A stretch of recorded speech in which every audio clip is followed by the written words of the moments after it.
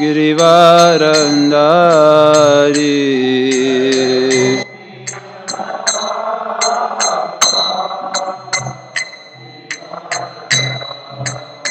Jasodanandana Brajajanaranjana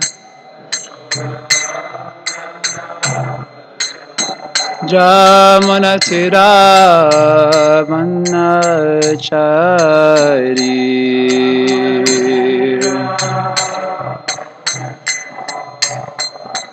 Jaya Radha Madhava Kunja Bihari Madhava Kunja Bihari Jaya Vishnupad Pramams Parivrajaka Charya Shaturushita Shri Srimad Divine Grace Isi Bhaktivedanta Swami Prabhupada Ki Jai Jagannath Srimad Bhagvatam Ki Jai Gaur Pramanandi, all glories to the Islam devotees, all glories to Shri Shri Guru and Gauranga. Shri Guru and Gaura. Om Aknanatiminandasya Nananjana Shalakaya Chakshurun Militam Yena Tasmai Shri Guruve Namaha Shri Chaitanya Manobishtam Stapitam Yena Bhutale Swayam Rupa Kadamayam Dadati Swapadantikam Vancha Kalpatarubhyascha Kripa Sindhubhyareva Cha Patita Nam Pavanebhyo Vaishnavebhyo Namo Namaha Jaya Shri Krishna Chaitanya Prabhu Nityananda Shri Advaita Gadadhar Shri Vasadi Gaura Bhakta Vrinda Hare Krishna Krishna Krishna Hare Hare Hare Rama Rama Rama Hare Hare O Namo Bhagavate Vasudevaya O Namo Bhagavate Vasudevaya O Namo Bhagavate Vasudevaya Kechit Kevalaya Bhaktya Vasudeva Parayana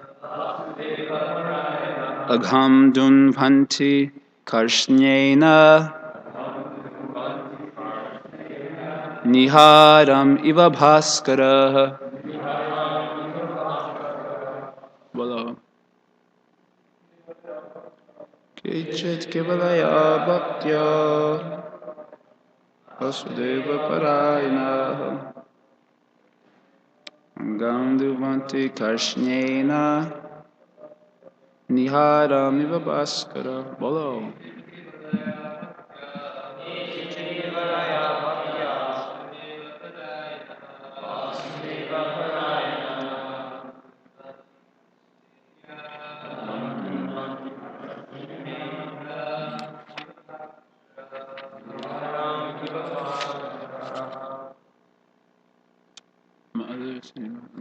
Okay, word to word meaning.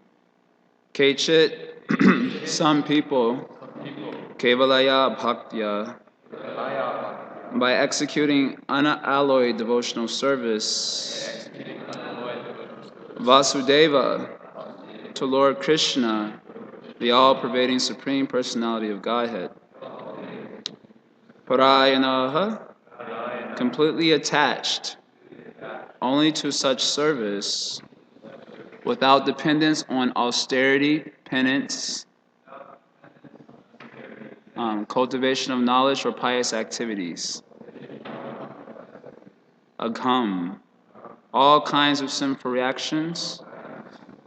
Dhunvanti, and destroy. Karshnyena, completely, with no possibility that sinful desires will revive. Niharam, fog. Eva, like Bhaskaraha, the sun. Translation and purport by Srila Prabhupada Ki Jai. Translation: only a rare person who has adopted complete, unalloyed devotional service to Krishna can uproot the reeds of sinful actions with no possibility that they will revive. He can do this simply by discharging devotional service, just as the sun can immediately dissipate fog by its rays.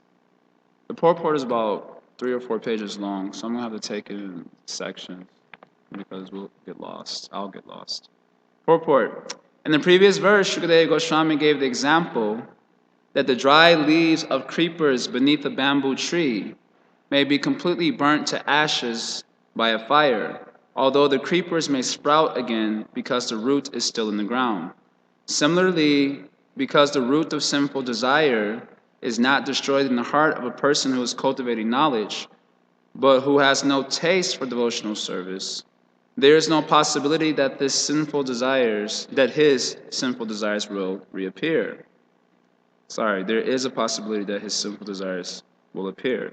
As stated in Srimad Bhagvatam, 10th canto, 14th chapter, verse 4, Shreya Shritam Bhakta Mudasute Vibo Kleshanti Ye Kevala Bodha Labdhaye. Speculators who undergo great labor to gain a meticulous understanding of the material world by distinguishing between sinful and pious activities, but who are not situated in devotional service, are prone to material activities. They may fall down and become implicated in fruitive activities. If one becomes attached to devotional service, however, his desires for material enjoyment are automatically vanquished without separate endeavor. Bhakti Paresha Anubhavo Viraktir Anyatra Cha. If one is advanced in Krishna consciousness, material activities, both sinful and pious, automatically become distasteful to him. That is a test of Krishna consciousness. Both pious and impious activities are actually due to ignorance, because a living entity, as an eternal servant of Krishna, has no need to act for his personal sense gratification. Therefore, as soon as one is reclaimed to the platform of devotional service, he relinquishes his attachment for pious and impious activities and is interested only in what will satisfy Krishna. This process of bhakti, devotional service to Krishna, Vasudeva Parayana, relieves one from the reactions of all activities. I'm going to pause there. That's a lot. Srila Prabhupada Ki Jaya. I'd like to welcome the book distributors. They only pass through every so now and then, especially Parameshwar Prabhu, who's my senior god brother. It's always humbling to have your presence amongst us. So I'll try to speak. I won't speak with the same kind of confidence that I normally would. It's a little bit challenging to do so in your presence, but we'll try to describe what's going on and move on. So at the end of the 5th canto, Parikshit Maharaj, who's hearing this Shastra, Srimad Bhagavatam, heard about the hellish planets. So there are planets above the Earth planet, and there are planets below, and below those planets that are below the Earth, there are also hellish regions. And Parikshit Maharaj heard about those hellish regions. So being Paradukha means that when one sees the suffering of others, then he suffers. He suffers by empathy. So being empathic and suffering because of hearing about the conditions of living entities in hellish regions, he wanted to inquire how living entities can be saved from going to hell. This is a little bit different than the self-righteousness, which often tends to inspire that sort of question in modern religious persons. How can you be saved from going to hell? They're not paradukha, they're not feeling the suffering of others by empathy, but it's usually inspired by a sense of self-righteousness and so on, by which they may ask that question also. That is not Parikshit Maharaj's consciousness. His consciousness is actually he's suffering to hear about the suffering of others through his empathy. And so he wants to inquire how living entities can be saved from going to hell. And before doing so, he also wants to encourage his spiritual master that he has understood the previous topics that were discussed in the previous 5 cantos, four cantos for him. Because in order to enthuse the spiritual master, we should show him that we have understood the subject matters. Otherwise, how can he move on? So in order to encourage him, his spiritual master, Shukadeva Goswami, that he's understood, he also reviewed the things that he has comprehended from the previous cantos before asking his question. Then he asked his question, how living entities can be saved from degrading themselves to the hellish regions. So in reply to that, he gave, to test the acuity of Parikshit Maharaj, he gave various answers. You know what the word acuity means? Acuity? You know the word acuity? Yeah, acuity means like sharpness of thought or sharpness in hearing. So he wants to test the acuity to make sure his disciple is not dull-headed. No, not Shukadeva Goswami. Of course, Parikshit Maharaj is not dull-headed, but dealing with Kali Yuga creatures, this would be a good way to see if they're hearing. Spiritual Master wants to see if you are hearing, because we show all the signs, symptoms of hearing. We sit in front of the class and so on. We space out. So in order to test the acuity of the hearer, he gave an answer that was not exactly really meaningful and useful. He gave an answer in terms of the karma mark first. The opinion of those who are performing activities in order to enjoy the fruits of those activities. This is called the karma mark. So the answer he gave to test the acuity of Parikshit Maharaj is that if you do some sinful activity, you should just do some atonement to counteract that sinful activity. Notice how this answer doesn't deal with the sin itself. It just deals with the reactions of the sin. So sin remains. And Prabhupada says this is the life of a professional sinner, like one who may sin throughout the week and go at the end of the week for confession. Just like you may ask someone, what do you do for a profession? Oh, I sin as a profession. Prabhupada, this is the life of a professional sinner. He sinful activities, say, okay, if you're getting some reaction, you simply do some atonement to counteract that reaction according to the degree of the sin. Then to that degree, the atonement should be severe. And in that way, you can be prevented from going to hell. So Parikshit Maharaj was not happy with this answer because it doesn't, as I already mentioned, it doesn't deal with the sin itself, which is the problem, which will lead to suffering, nor does it deal with the underlying cause of the sin, which will cause a person to sin even if he doesn't desire to do so. Just like, who is that? Arjuna, he says in Bhagavad Gita, Anichana pi varshneya bhaladivo niyojita. This verse he says, Anichana pi, although not wanting to do sinful activities, one is inspired somehow or other. Bhaladiva niyojita, he's forced to do something that he doesn't want to do.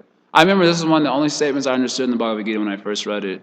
Because everything else was just like, I didn't know what Krishna was talking about, I didn't know what Arjuna was talking about. But this question I could easily relate to.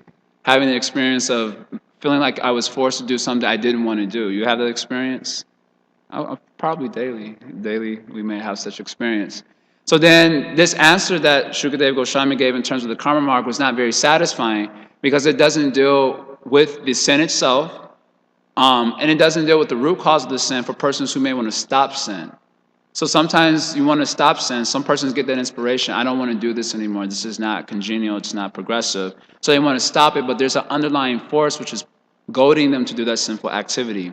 And unfortunately, the answer that Shukadeva Goswami gave in terms of karma mark didn't touch that at all. Neither the sin, neither the underlying cause of sin. And therefore, Parikshit Maharaj says, this is like an elephant battle. This is a useless answer that you've given.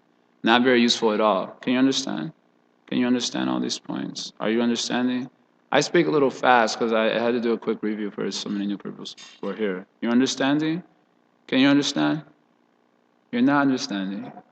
Prabhupada gives an example just like a person who is addicted to sex life in nectar devotion. And he gets an STD and he goes to the doctor to get, how you say? Shot. What do you call penicillin or something? They give you some vaccine. He goes to the doctor to get some vaccine. And after he gets his vaccine, then he goes out and starts doing sex life again. Again, he contracts same STD. Again, comes back to the doctor gives shot. And then again, he goes back out and does sex life. Again, he catches STD. In this way, is he really being helped? That is a question. He is not being really. So this shot is compared to the prayashchitta, the atonement. So although he atones for the reaction to his activity in the form of the STD, the underlying desire which is causing him to do sex life again and again has not been touched whatsoever. And therefore he repeatedly does the same foolish activity and repeatedly suffers. So then Parikshit Maharaj said this answer in terms of atonement is a useless thing. The person is not actually helped. Are you understanding? Can you understand? Understand? So then, seeing that he has passed the first stage of the test, Shukadeva Goswami was pleased with him. So he gave an answer in terms of Jnana knowledge, the cultivation of knowledge. So yes, you're right, this actually is a useless activity. He confirmed it. Because the underlying cause of sin is desire, and this prayashchitta doesn't touch the desire, and it's that desire that needs to be attacked. Otherwise, you'll again suffer in the same way. So he says, how do you attack desire? Desire is situated on false ego. Why do we have material desires? Because we have false ego. False ego means a false identification with matter. So if you identify as a material entity, then you have material desires. If I identify as a spiritual entity, you have spiritual desires, isn't it? So the root cause of material sinful desires is false ego, yes. And false ego means a false identification of who we are. And underlying that false ego is ignorance. First, you need to be in ignorance in order to identify something that you're not, right? If you're not ignorant, you can't have a false ego. You understand? So false ego is the ground in which, ignorance is the ground for which false ego is built. And from false ego, material desires, and from those material desires, sinful activities. Can you visualize? I'm giving visual.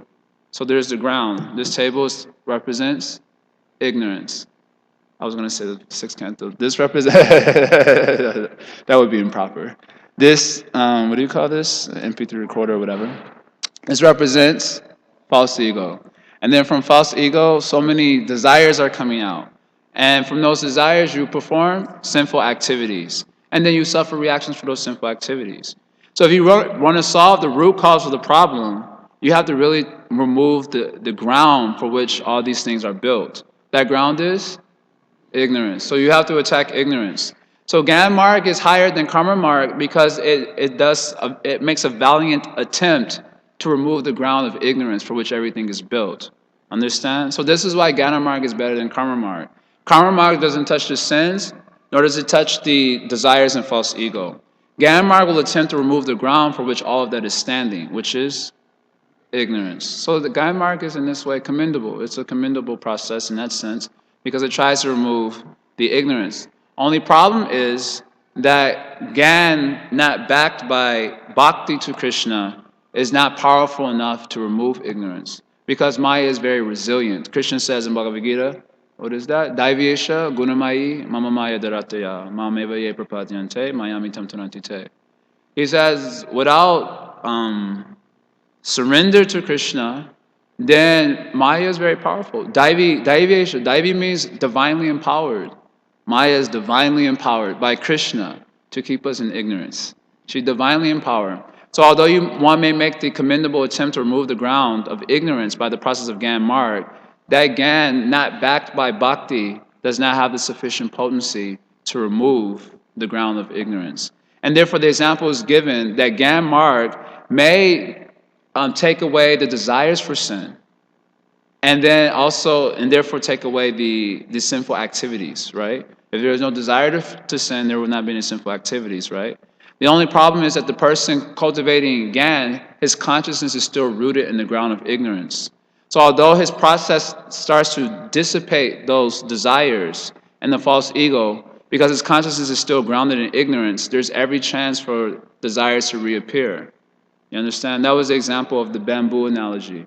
So when the bamboo is in the ground and a creeper is surrounding that bamboo, understand? Can you picture it? Your bamboo is there, then creeper surrounding it. You can picture it. So it's still, the creeper is still grounded. It's still rooted in the ground.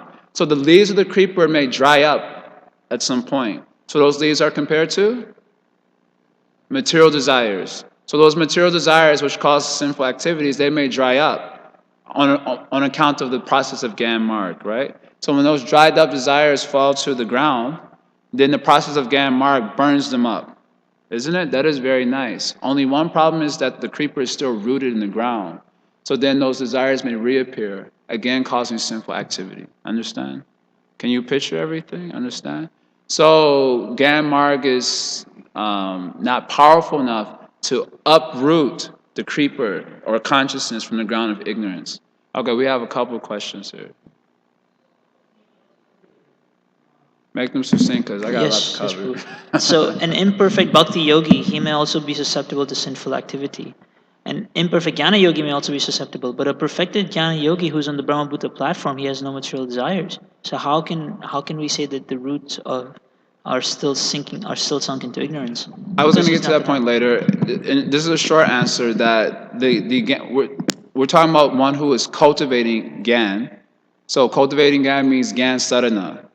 So like Bhakti Sadhaka, both of them may experience a reappearance of material desires if they're not strong in their processes. But the thing about the Gyan Sadhana is that if he doesn't add an element of Bhakti to it, Gyan Marg alone has no strength to uproot the consciousness from the ground of ignorance. So Gyan has to take, Gyan and all the processes of yoga have to take existence from Bhakti, even in the secondary feature, in order to gain the sufficient strength to uproot the consciousness from the ground of ignorance. Otherwise, it is not possible. So the Bhakti Sadhaka has that backing in Bhakti from the very beginning. So he is certainly guaranteed of success.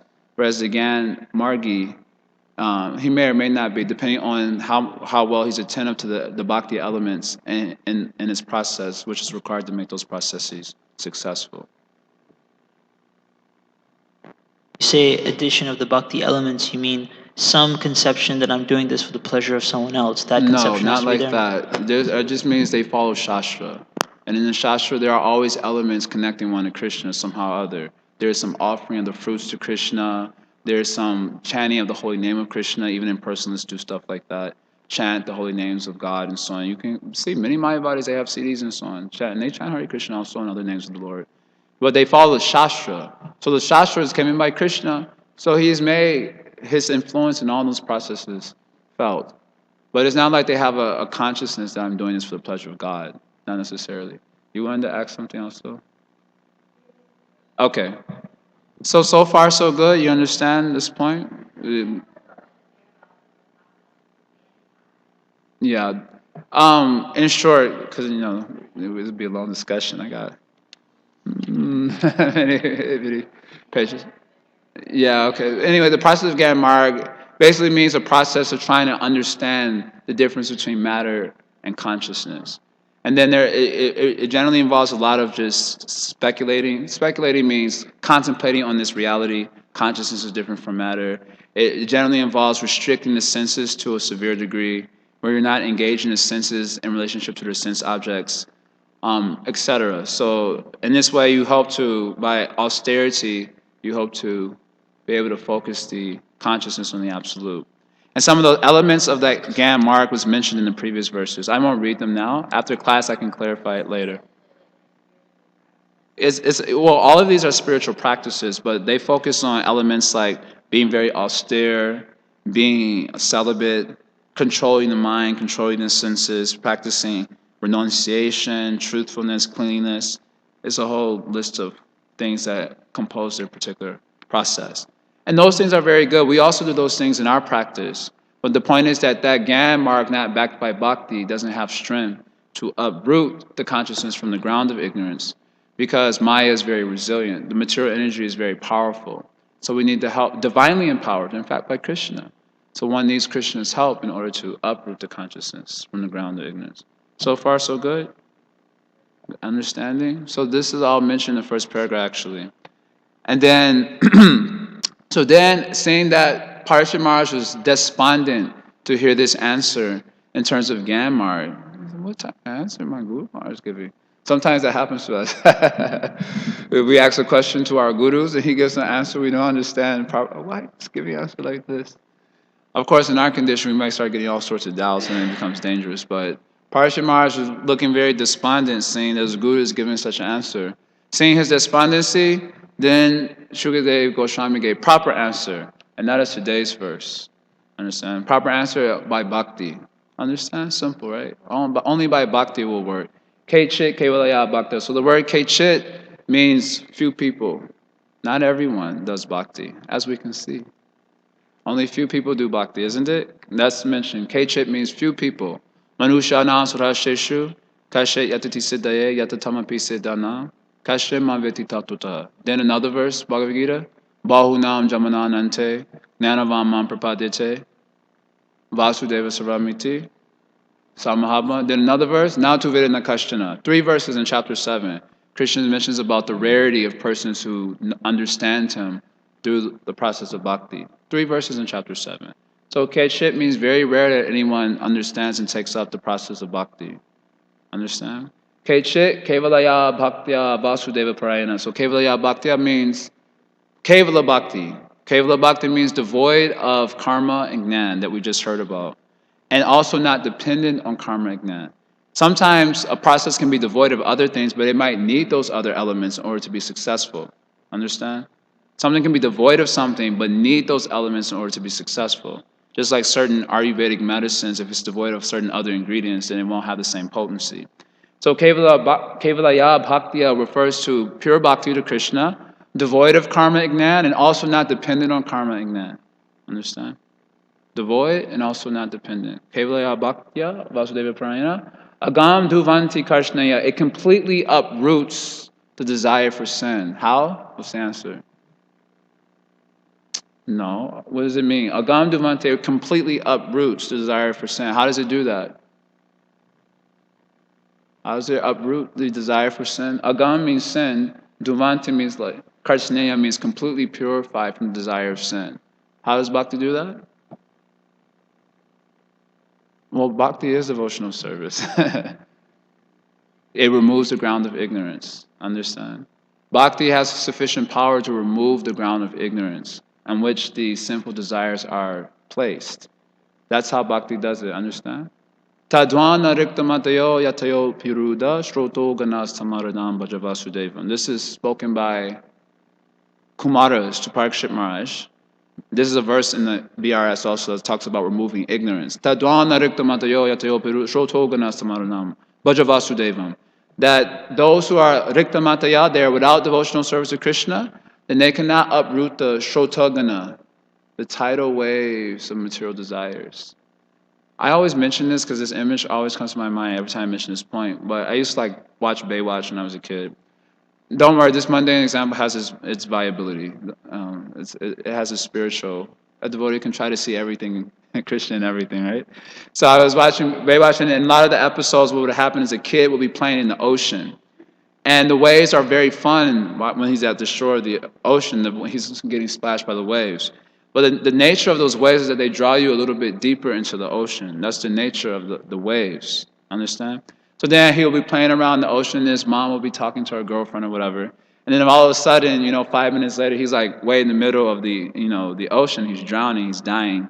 And one of the lifeguards would have to come and rescue him. That's the end of the story from Baywatch. But I always remember this point when I hear this analogy. The waves of desires are like that. So you may be cultivating Gyan Marg, Karma Marg, even Bhakti Sadhana in the beginning of the neophyte stage, but the waves keep hitting you. So in the beginning, it may not be a problem, but slowly they pull you closer and closer into the ocean of ignorance, and then you're drowning all of a sudden. Understand? So this verse says that, Tadwana riktamatayo yatayo paruda. Shrotagana, if you're without devotional service to Krishna, then the Shrotagana cannot be overcome. Therefore, my dear Pritu, Tam Aranam Bhaja Vasudev. You worship Lord Vasudev. Understand? You worship Lord only by such worship you can overcome the tidal waves. Understand? So similarly, only by bhakti you can uproot all desires for sinful activities because you remove the ground of ignorance. Niharam iva baskaraha. Just like only light can remove fog. Understand? When there's deep fog, there's only one thing that can remove it. That is the light of the sunshine. No other light has the power to remove fog. Have you ever been stuck in fog before? I remember driving to New York when I was my first year, second year devotional service. We were driving to New York, and it was like a very dense fog. And the devotee who was driving, he was driving on the wrong side of the street, going.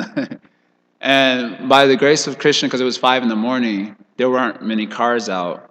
But one car was coming our direction. Then he could see the headlights at the last minute and realized that we were going the wrong way. And so I had to experience how when fog is very dense, fog is compared to ignorance, also by Bhaktivinoda Thakur, is compared to ignorance, and only the light of the sun can remove it. So also only the light of bhakti can remove the fog of ignorance. So this is the verse. Understand the verse? So Prabhupada is mentioning here first part. I just overview, which Prabhupada did in less sentences. So only by this bhakti, progressing from sadhana to sadhya. So as we mentioned, bhakti in the beginning stages, we also experience like the Gyan Margis. But because we have spiritual backing of Krishna and his devotees, then by progressing with that backing from sadhana to sadhya bhakti, then this ignorance is dissipated completely. No other process has such power. That's the point that's being made. And of course, this point will satisfy Parashit Maharaj very much. Understand? Has everyone understood everything? I try my best to clarify. Got it? Any questions on that point? No. So now it's a long purport, but I've also covered a lot of the points that our Prabhupada's about to mention in just my little overview now. So I won't be doing so much detail in the next part. So it says here, continuing the purport, since Maharaj Parikshit was a great devotee, the answer of his guru Shukadeva Goswami concerning Karmakanda and Jnanakanda could not satisfy him. Therefore, Shukadeva Goswami, knowing very well the heart of his disciple, explained the transcendental bliss of devotional service. The word kechit, which is used in this verse, means a few people, but not all. Not everyone can become Krishna conscious, as Krishna explains in Bhagavad Gita 7.3, Manusha nam sarasheshu, kashchit yatati siddhaye, yatatamapi siddhanam, kashchim mam veti tattutaha. Quote, out of many thousands among men, one may endeavor for perfection, and out of those who have achieved perfection, hardly one knows me in truth. That's the end of the quote. Practically, no one understands Krishna as he is, for Krishna cannot be understood through pious activities or attainment of the most elevated speculative knowledge. Actually, the highest knowledge consists of understanding Krishna. Unintelligent men who do not understand Krishna are grossly puffed up, thinking that they are liberated or have themselves become Krishna or Narayana. This is ignorance also. To indicate the purity of bhakti, devotional service, Srila Rupa Goswami says in Bhakti Rasamrita Sindhu, Anya Bilashita Shunyam, Jnana Karmadya Navritam, Anukulyena Krishnanu Shilanam Bhaktir Uttama. Quote, one should render transcendental loving service to the Supreme Lord Krishna favorably and without desires for material profit or gain through fruitive activities or philosophical speculation. That is called pure devotional service. Srila Rupa Goswami further explains that bhakti is kleshakni shubhadha, which means if one takes to devotional service, all kinds of unnecessary labor and material distresses cease entirely, and one achieves all good fortune. Bhakti is so powerful that it is also said to be moksha logutakrit. In other words, it minimizes the importance of liberation. Understand? So now Prabhupada is expanding on the first two lines here. Kecha kevalaya bhakti. I've already done it, but just to suss it out a little bit more. This pure bhakti is described by Rupa Goswami as anya bilashita shunyam nana karmadya navritam. You all know this verse. We study it. So this verse has two characteristics, primary characteristics, secondary characteristics. What is the primary characteristics? Yes.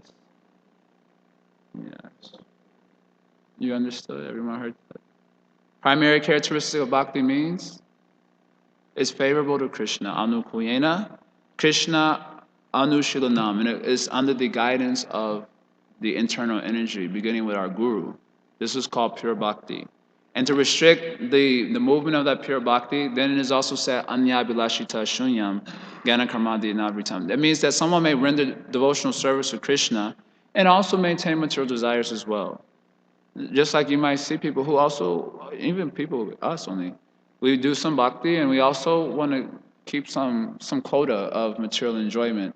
Like I remember when I first moved into the temple, I brought all my CDs with me, all my, my Lauryn Hills and my, and so on. I brought all my CDs with me because I was like, who can hear Hare Krishna every day, all day? That'll start to work my nerves after some time. So I brought all my CDs with me. I had a big, CD packet book or something like that. For 2 years, I didn't listen to them because I was just listening to Hare Krishna every day. I started liking Ajahn Prabhu's Kirtan and so on. And then after 2 years, I threw all of those things out. But I wanted to make sure I had my quota there for some time until I was really confident that I didn't need it anymore. So like that, someone may do some devotional service. Simultaneously, they want some quota of enjoyment also. So that is not pure bhakti. So in order to restrict the definition of bhakti, Rupa Goswami also said, anya bilashita shunyam, jnana karmadya, is devoid of other desires other than the desire to please Krishna, and is devoid of desire for knowledge that leads to impersonal conclusions. It is not that it's devoid of knowledge. It's devoid of knowledge that leads to impersonal conclusion. and is devoid of activities which are not intent upon Krishna.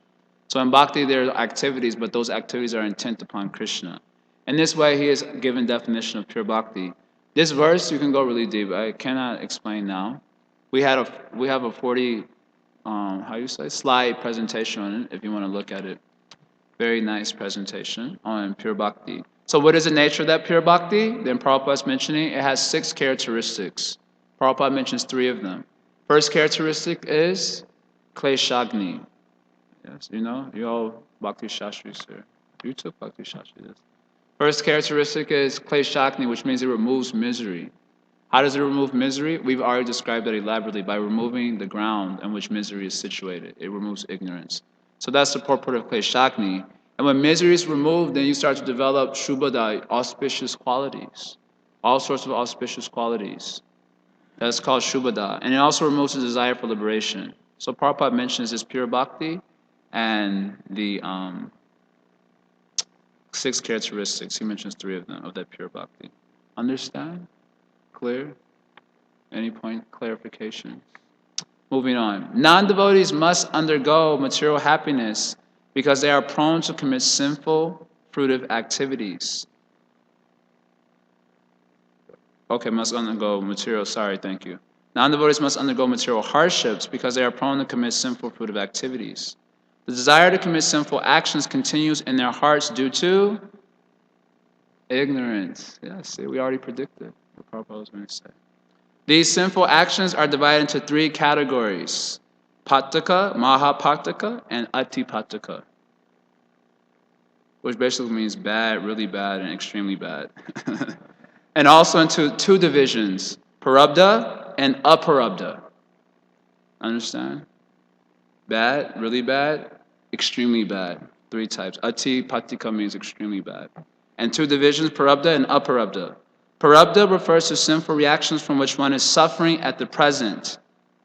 Some psychological disturbances there, yes. Physical disturbances there, that is called as parabdha karma. And aparabdha refers to sources of potential suffering. So we're suffering so many things now, and we got a stockpile of things waiting for us also. That will also come up in due course of time. So that's called as aparabdha karma. When the seeds of sinful reactions have not yet fructified, the reactions are called aparabdha.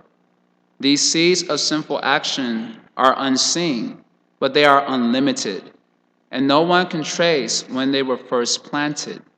Because of parabdha, sinful reactions that have already fructified, one is seen to have taken birth in a low family or to be suffering from other miseries. So we have some miseries from which we are suffering now. That's called as parabdha karma. And many of us can suspect that we have some misery waiting for us also, isn't it? We know that it's not going to be happily ever after. Like in the movies, the Disney movies we used to watch growing up, and they always ended happily ever after. And after you got in high school, you started to understand that was all crap.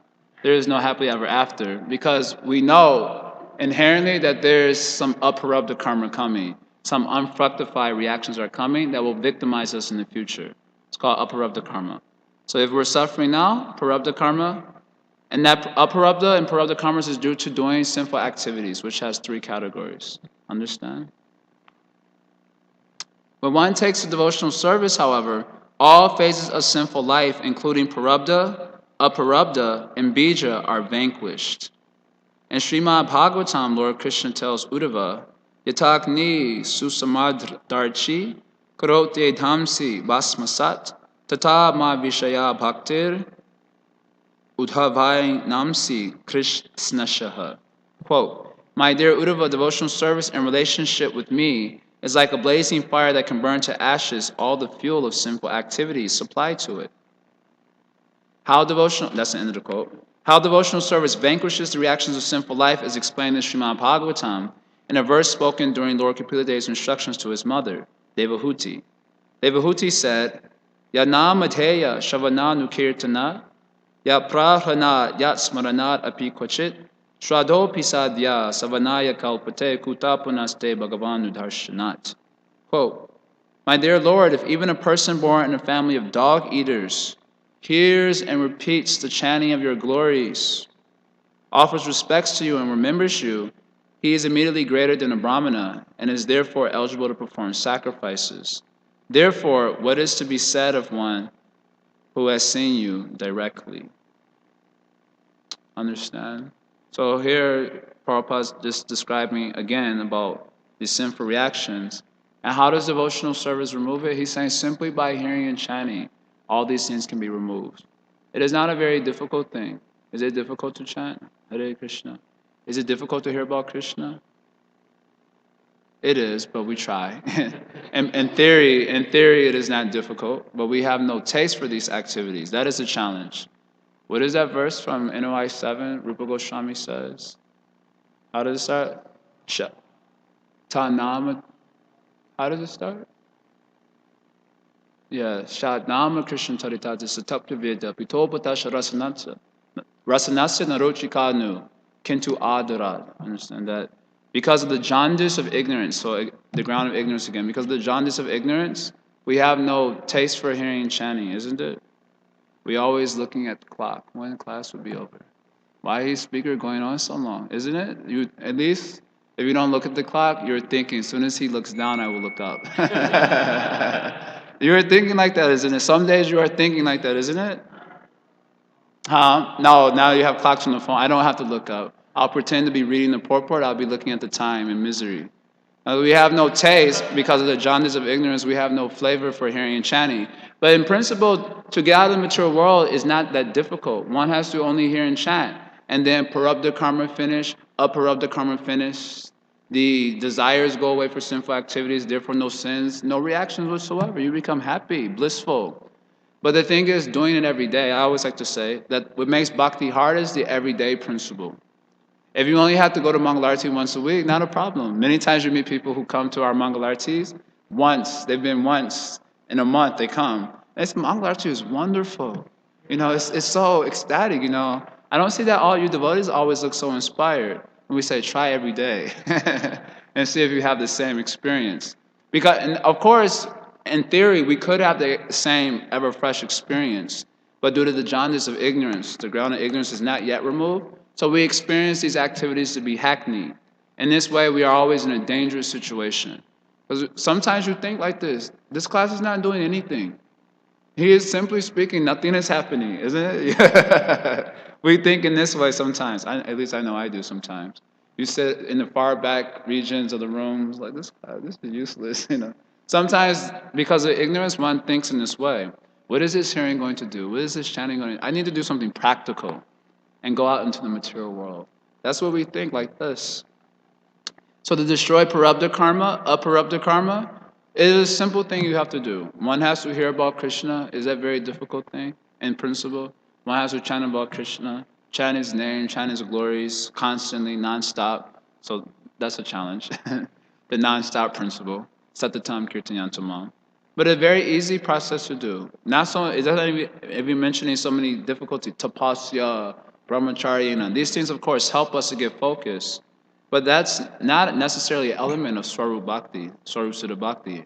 Only element of Swarup Siddha Bhakti, you hear about Krishna, you chant about Krishna, that's it. Not difficult to destroy our suffering, but due to the influence of the jaundice of ignorance, we have a tendency to turn our face towards Maya, isn't it? We are situated nicely here, but due to the jaundice of ignorance and the everyday principle working on our conditioned mind, the mind says, turn around. And you see the material world and it looks very nice actually. Very nice. See how much fun you are missing? What is this fun you are getting rising so early, number 3:30? Look how tired you are. You can't even keep your head on your shoulders when you chant japa. So the mind said, look outside. See, look how they're smiling, holding hands. The sun is setting, nice breezes there. Look how much fun you're missing out. And then sometimes we hear that katha also, isn't it? That mind katha we hear. Yes. And we start wanting to walk out. We think in this way. So therefore, we need spiritual backing. That's the point. Gyan Marg is not strong because it doesn't have spiritual backing. Bhakti Marg, if you don't take supportive spiritual backing in the form of sadhu sangha, you will not survive. Krishna Bhakti Jamamulahai Sadhu Sangha Mahaprabhu says that the root cause of bhakti is sadhu sangha. And Krishna Prema Janme, even after Prema awakens, then Tena Punamukyanga, this sadhu sangha is the most essential principle. So In principle, hearing chanting, everything is finished. Our material life is finished. But it's the everyday principle that tends to wear on the conditioned mind. And so we must take the support of spiritual backing in the form of sadhu sangha. And go on with this hearing chanting. She asked me, one Chinese lady who's coming new here, she said, okay, I'm chanting japa now. She was chanting like a few rounds, maybe 1 or 2 rounds. I read the Bhagavad Gita, I read Nectar Devotion. She started the Bhagavatam. She said, now what? Now what do I do? I said, the same hearing and chanting. It goes on forever. It's not a now what. It is the sadhana and the sadhya are the same. The same hearing and chanting is going on.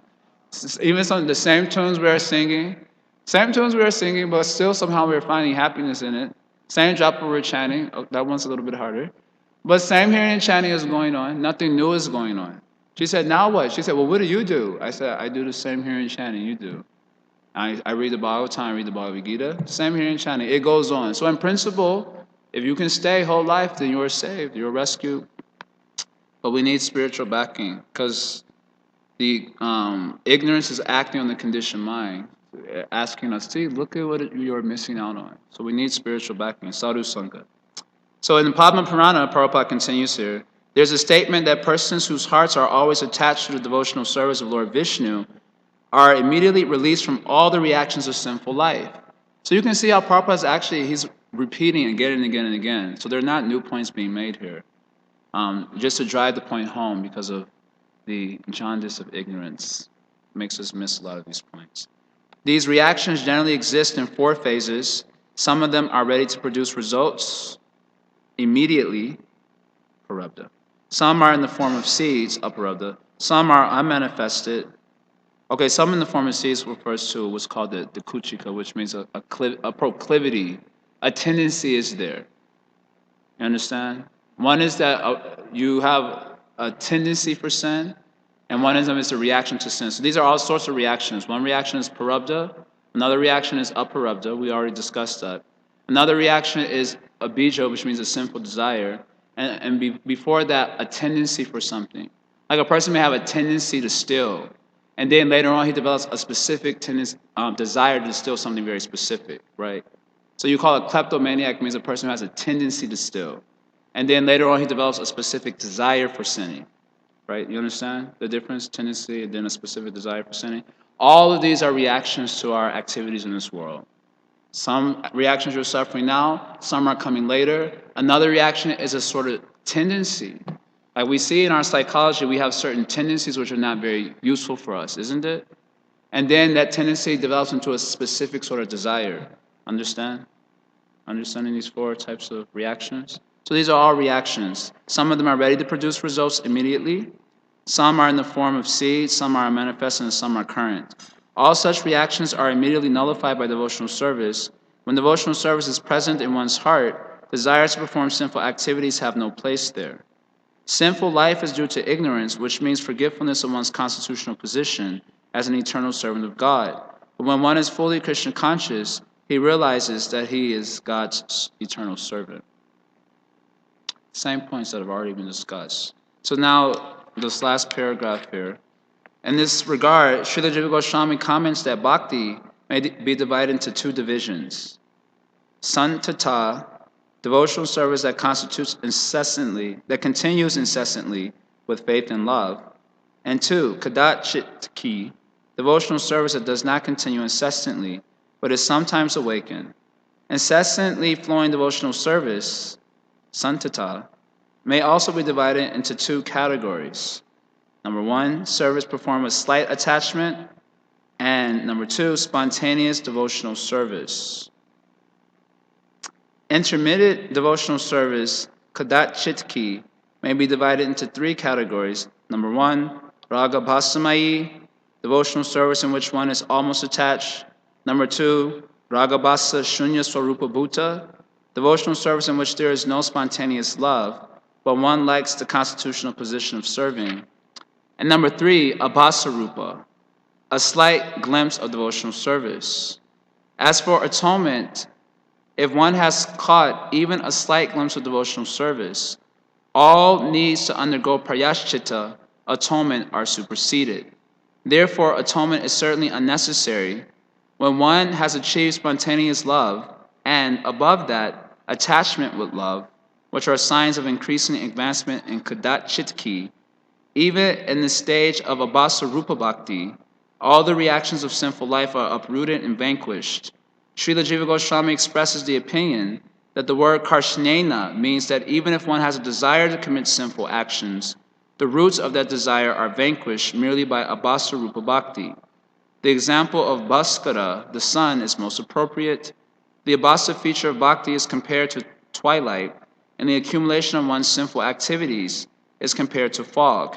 Since fog does not spread throughout the sky, the sun need do no more than merely manifest its first rays, and the fog immediately disappears.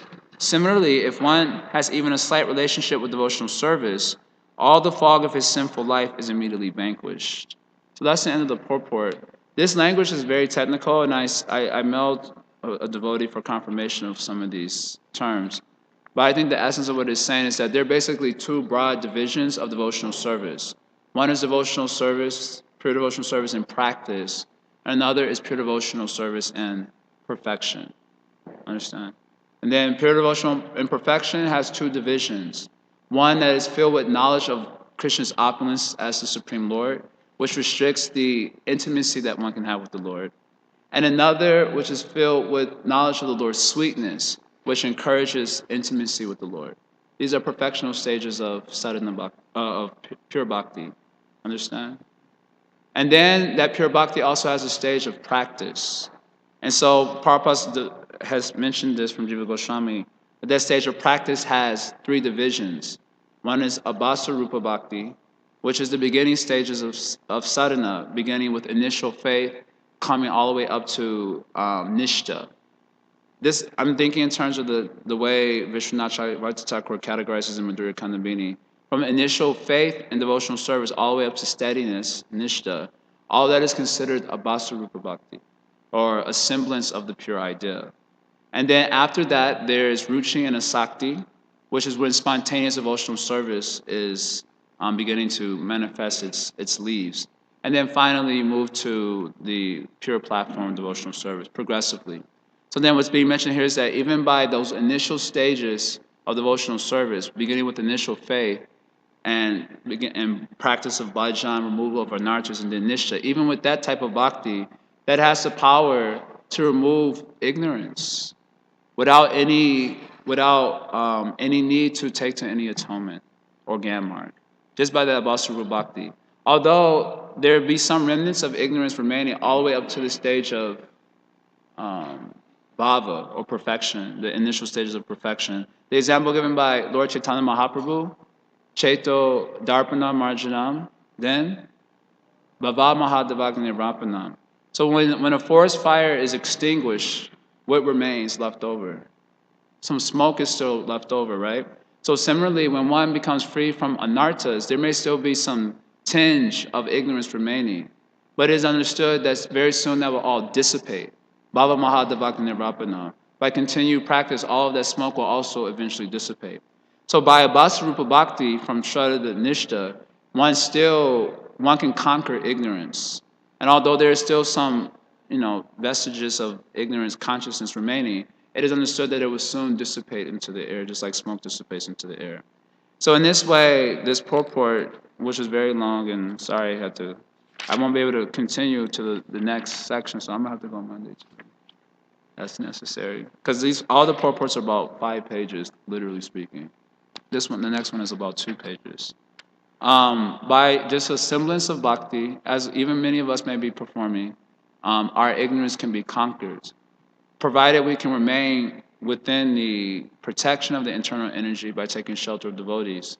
Then the smoke, the vestiges of ignorance which may remain even after we make advancement, will certainly dissipate, just by that same bhakti alone.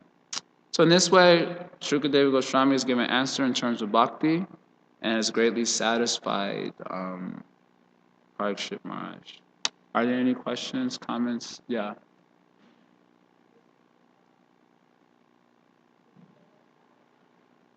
Hold on, because the voice is a little soft. You were speaking about keeping quota aside for our sense enjoyment.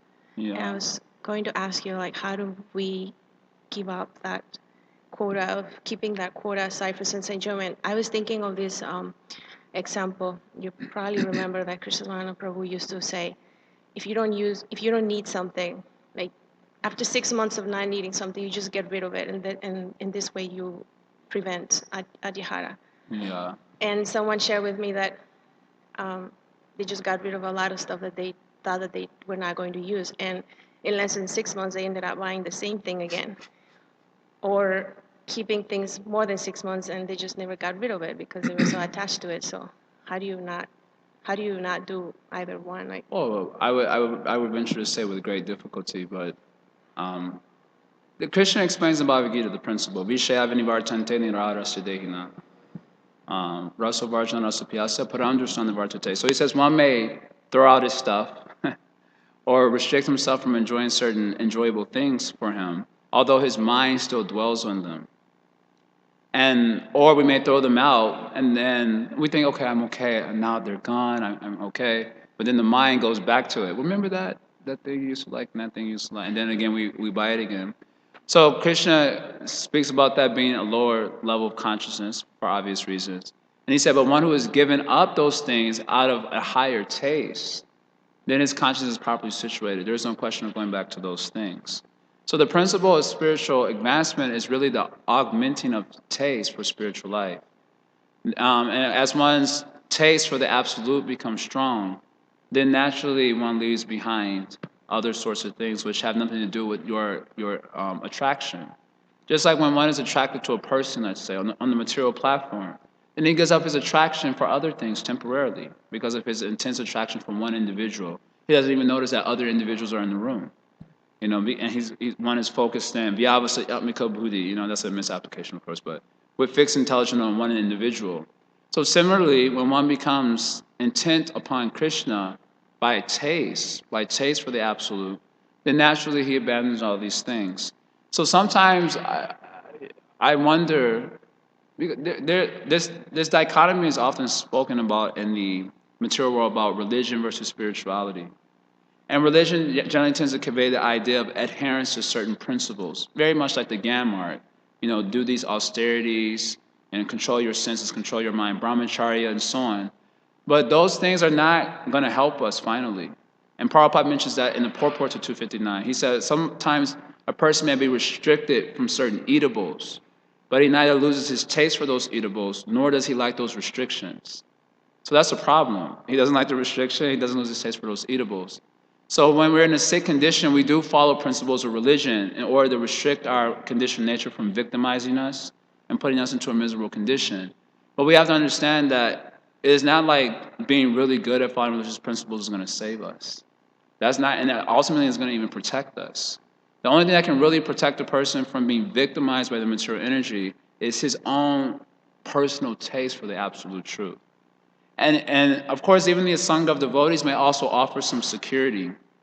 We often feel secure. But we see that people have also left the Sangha of very good devotees even after being with them, even after having so many wonderful experiences with the devotees, they also leave the devotees, which makes the same point absolutely true, that unless one gets his own taste, then we're not going to be able to survive on the taste of others. We have to hope that by the association with persons who have some intense taste for Krishna, that we will somehow get infected with that. Prabhupada says that in 1.5, first canto, chapter 5, in regards to Narada Muni's association with the sages, that pure devotional service is as infectious diseases. And he says it's as infectious in a good way. He does add that. In a good way, as infectious diseases. So we have to hope that from the Sangha of devotees, we actually get infected with our own taste for the absolute. Because only that taste will ultimately save us from the victimization of Maya. Otherwise, without that Sangha, if we were really so dependent upon that Sangha, then what happens when that Sangha goes away? It happens. Krishna makes arrangements sometimes to separate devotees, to separate you from an environment that you found nourishing and so on, and it's beyond your control. Then what will we do? So the Sangha of devotees is not just meant to bask in the glory of good association. Wow, I'm in a really good community. I'm in a really good Sangha. I'm so fortunate. That's not the purpose of the Sangha. The purpose of the Sangha is to get infected with an intense taste for Krishna. Because only that infection can save us That infection works like a vaccine, or what do you call it? Immunity. It keeps us immune from the infection of material existence. And so, yeah, keeping things, we keep a quota. I think that will go on. I think that's practically inevitable. And you may throw it out and again accumulate, as you mentioned, because you don't have your own taste for the absolute. And therefore, devotional service, whether you try to fake it, sometimes they say like that, fake it till you make it. That doesn't work, by the way, but sometimes people think like that, fake it till you make it. That unless it's really organic, you're not going to be able to fake it. Your consciousness will expose you at some point.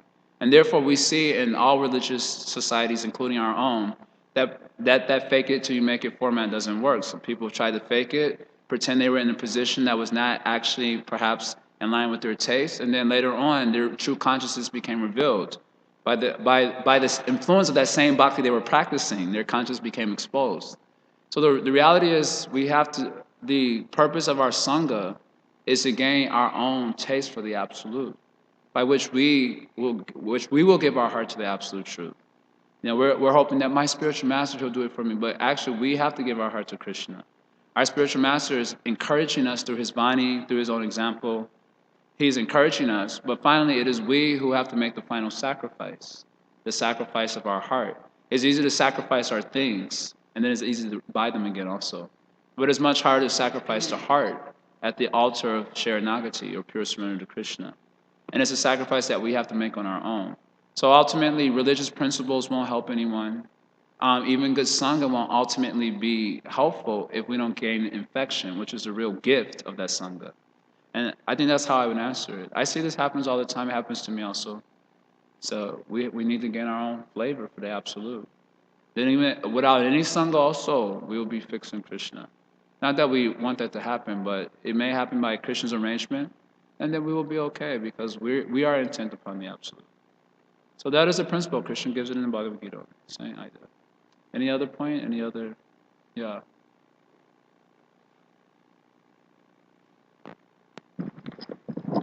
Hare Krishna, Prabhu. I just want to clarify my understanding of the Gan Marg and the Bhakti Marg, because you mentioned that the Gan Marg, it removes the ignorance. No, it makes a commendable attempt to remove the ignorance.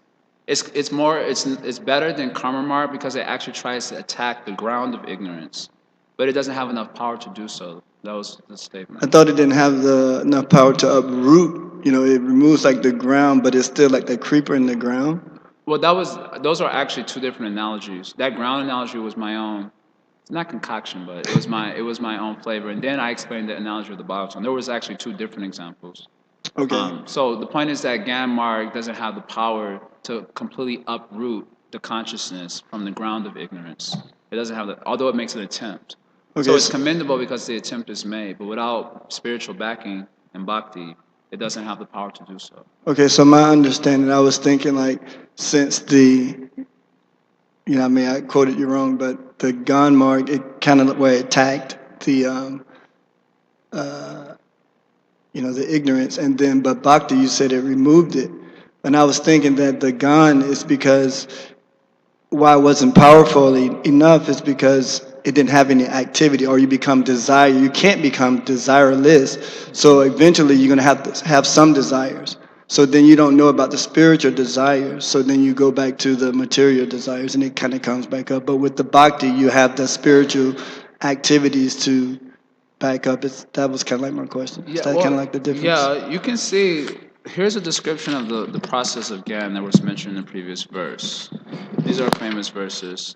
Tapasa, brahmacharya, performing austerities, being celibate, controlling the mind, controlling the senses, renunciation, being truthful, being clean, chanting japa, Deyavag, focusing your mind, your words, your intelligence on the absolute, being sober. This is the description of the Gyan Marg that's mentioned in the previous verse. And they do have a desire. They have a desire for liberation. So they're not desireless. They have a desire for liberation, which is spiritual in the sense that it's a desire beyond the modes of material nature. But they don't have enough power to achieve even that result without the backing of bhakti.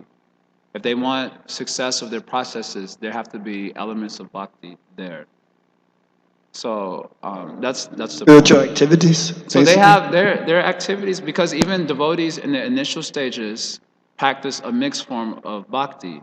Mixed form means forms of bhakti that are mixed with other elements like karma and jnana.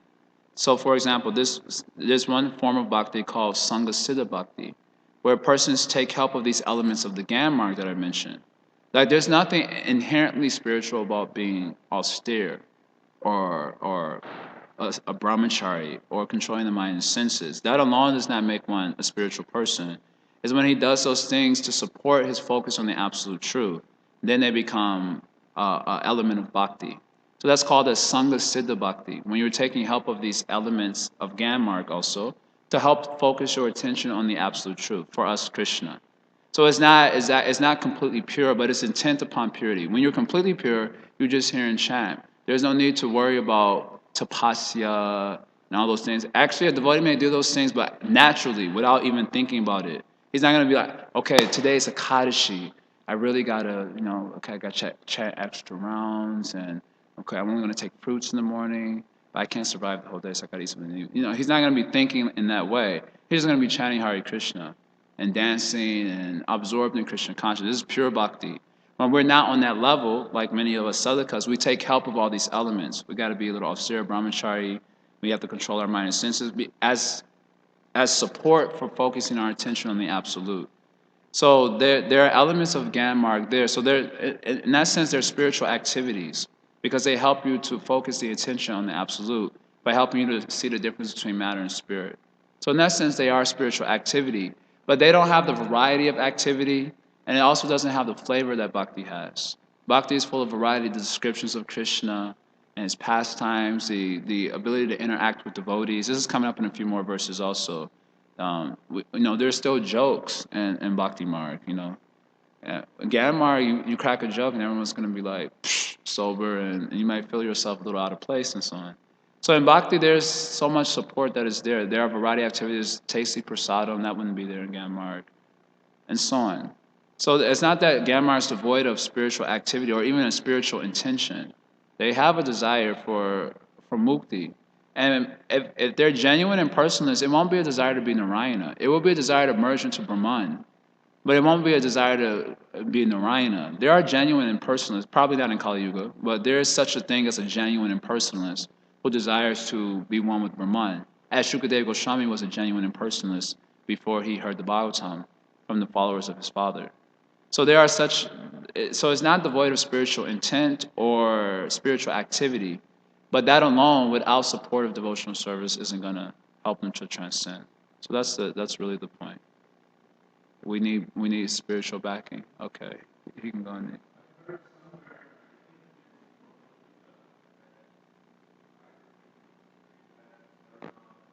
Gyan, Bhakti. Thank you for your class, Prabhu. First of all, it was a nice class.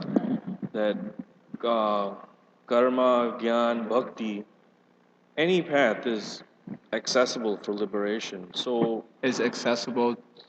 that these three paths are bona fide paths for liberation. This is stated in Bhagavad Gita. And so I'm just wondering I don't want to. What is the goal of your linking these and saying that one has to be taken? The goal is to glorify bhakti above all others, which is the purpose of juxtaposing these three paths next to each other.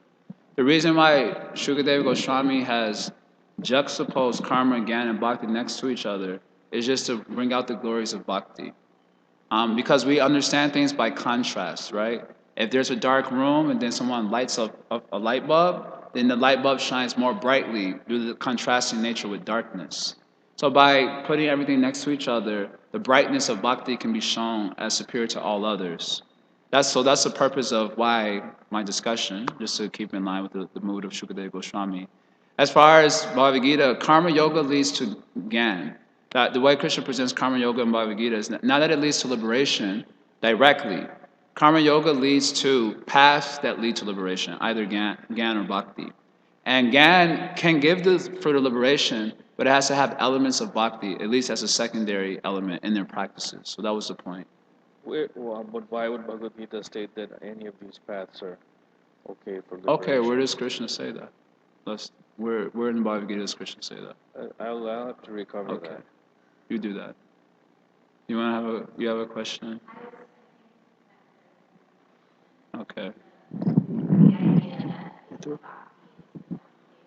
Yes. My life tends to be pure bhakti. And then those more disciplinary things are less existent, but I just kind of do most of them because I have the bhakti.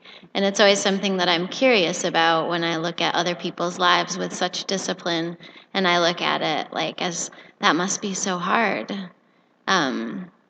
It's definitely hard to be disciplined, and we all know that. Discipline is certainly important though for the beginning of spiritual development, because we're used to being unbridled in our actions, unbridled in our thoughts, leading to unbridled activities without any self-control, and so on. So in the beginning, in order to restrict our material nature from victimizing us and dragging us into an unfavorable material situation, then in the beginning of any spiritual practice, discipline will be the main um, let's say, emphasis for the first half of development. The second half of development is when your inherent taste for the absolute is awakened. And then it's not that you don't follow the things that these other people who are disciplined follow, but you follow it as a concomitant feature. Not you follow it unconsciously. Because you want to. Not because you want to, No. because you're fixed on the absolute truth. You see, when a person is fixed on the absolute truth, he won't even be thinking about material things. So he doesn't have to worry about focusing on, okay, that's matter, I'm spirit. And I don't need to go over there because that's matter and I'm spirit. He's so already turned towards the absolute and running full speed ahead at the absolute that type of discussion doesn't even come up in his mind. And so until we're at the platform where our taste for the absolute has taken over our existence, then disciplines are required to keep us in check, because we do have a material nature that will tend to victimize. And sometimes we think that we're okay. And all it takes is being in the proper situation or improper situation to bring out certain things, Just like in Delhi, I remember someone telling me this. I don't know if this is true, but at least you can understand the principle. But apparently in Delhi, that they started putting billboards of almost half-naked women on billboards, these huge billboards. In India, they really go far out. When they do something, they try to do it twice America. So they put these huge billboards of improperly dressed women and so on. A devotee told me this several years ago, and then car accidents started to increase in Delhi because of this. In India, you have to be when you're driving, you have to be very attentive, because a moment's distraction, then Hare Krishna, you had a good life. So you have to be very attentive. So apparently they had these huge billboards up. Like I said, he told me this. I don't know. You can look it up if you want. But the principle you can understand. By the billboards, it brings out something in the individual. It's not that it's not there. It's there in like a seed way, or in the subconscious, if you will. And then when he's brought in next to that situation, then it immediately arises to the surface, and he becomes a victim of that. So therefore, in the beginning of spiritual life, certain disciplines will be there. It's just like a person who's going to an AA meeting, and in the beginning, because he still has attraction to drinking, he may be told, avoid this type of association. Don't go to the bars, don't go to the clubs. Stay away from situations that are going to bring out that tendency. And so he does that in the beginning until he becomes a completely sober person, at which time he may be put in that situation and there's no disturbance whatsoever. So that, of course, requires honesty on the part of the individuals. How developed are we really? Because our mind tends to be somewhat self-deceptive, that we may be more developed than we actually are. When we really develop, our consciousness is so intensely intent on the absolute, there is no question of material movement whatsoever. Everything he does, even his every breath, is for the Supreme Lord. So getting that is much easier said than done. So that's what we were, and that's why bhakti is glorified also. But that pure standard of bhakti is glorified in this way. So okay, I only got through one verse today. I was hoping to get through more, but it was very long purport. So thank you all for tolerating. I hope you understood the topic. Srila Prabhupada ki Jai.